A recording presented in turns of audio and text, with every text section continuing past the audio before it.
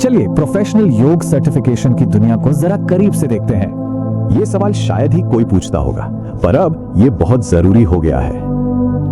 International योग organisation ये दुनिया भर के टीचर्स के लिए स्टैंडर्ड सेट करती है। और देखिए, भारत का सोलस योग थेरेपी एंड रिहैब सेंटर, यहाँ 100 घंटे के एनाटॉमी और फिजियोलॉजी कोर्स में एक क्लिनिकल कंपोनेंट जरूरी है।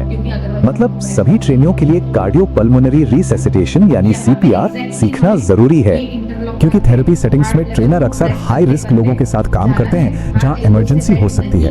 उन्हें सिखाया जाता है कि कैसे गहरी सांसें और आसन हार्ट पर असर डालते हैं। और सीपीआर ट्रेनिंग में बेसिक लाइफ सपोर्ट की ये सारी जरूरी स्किल्स कवर होती हैं।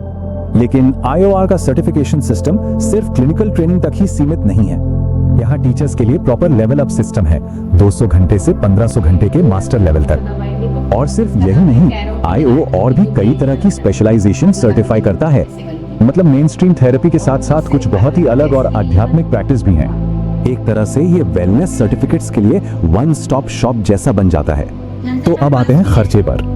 आईओ के तहत भारत में ट्रेनिंग करना काफी किफायती पड़ सकता है। इस चार्ट में देखें तो भारत, बाली और अमेरिका के ट्रेनिंग कॉस्ट में काफी फर्क है। तो ट्रेंड साफ है, योग अब और प्रोफेशनल और क्लिनिकल स्टैंडर्ड्स की तरफ बढ़ रहा है।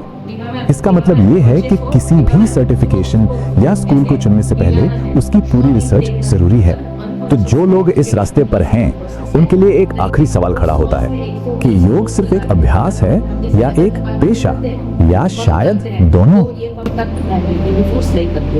1 2 3 4 5 6 7 8 9 10 11 12 इतना फोर्स हो 30 हमें एग्जैक्टली 93 पे बैठना है।